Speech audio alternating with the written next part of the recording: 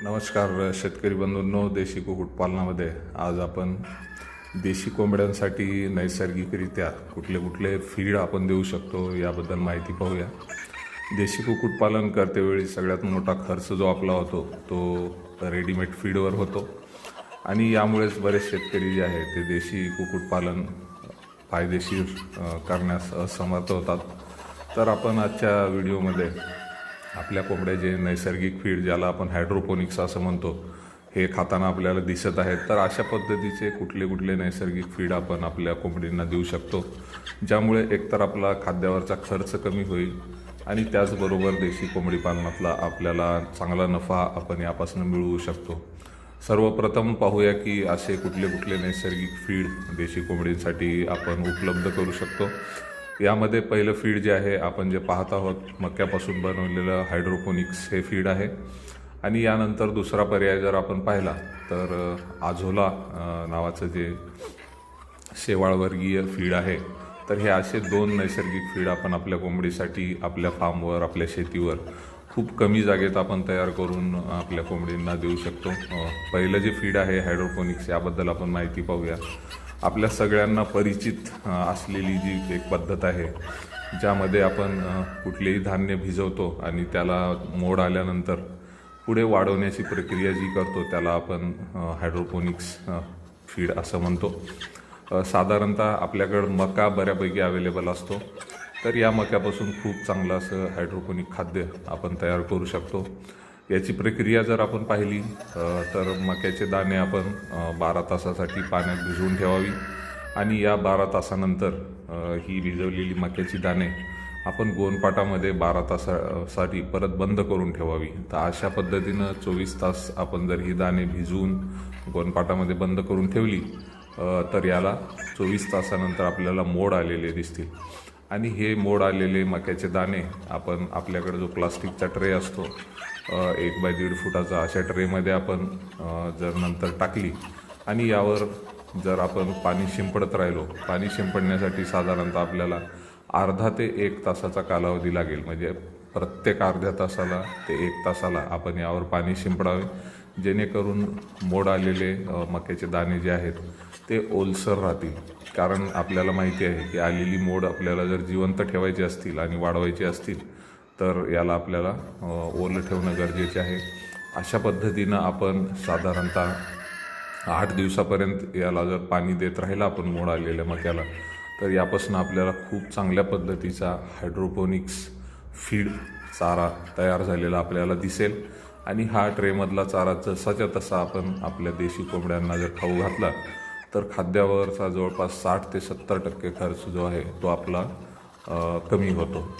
आपण पाहतो की देशी कोंबड्यांना साधारणतः अर्धा किलोच्या वर वजन गेल्यानंतर यांची फीड खाण्याची जी ही आहे ताकद तर तीही वाढलेली असते. त्यामुळे आपला रोजचा खाद्यावरचा खर्च हा वाढतच असतो.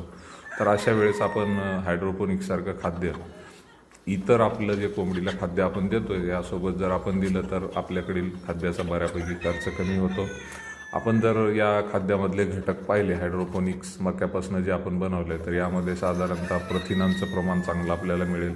त्याचबरोबर यामध्ये विटॅमिनची उपलब्धता जी आहे विटॅमिन ए, विटॅमिन बी आणि विटॅमिन सी, तर ह्या विटॅमिनची उपलब्धताही आपल्याला यामध्ये दिसेल.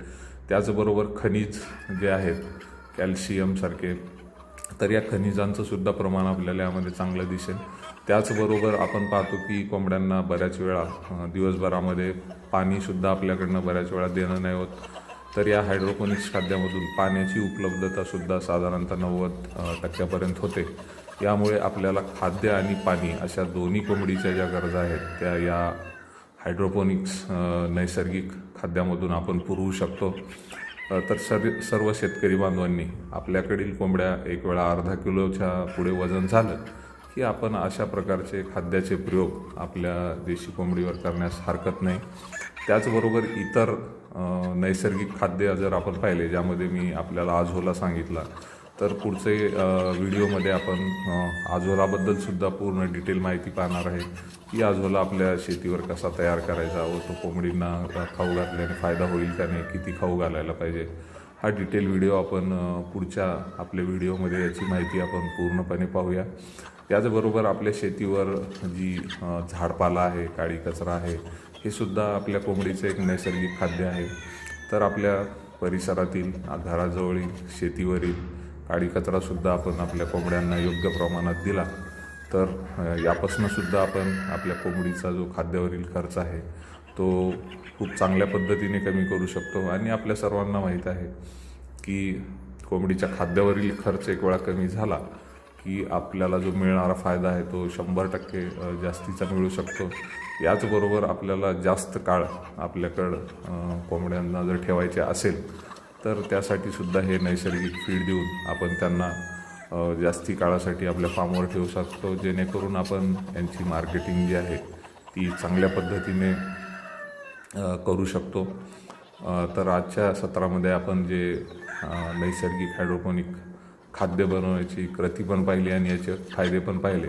तर आपण बिलकुल आपल्या देशी कोंबड्यांना अशा पद्धतीचे खाद्य देऊन आपला कोंबडी पालनातला नफा वाढवा. धन्यवाद.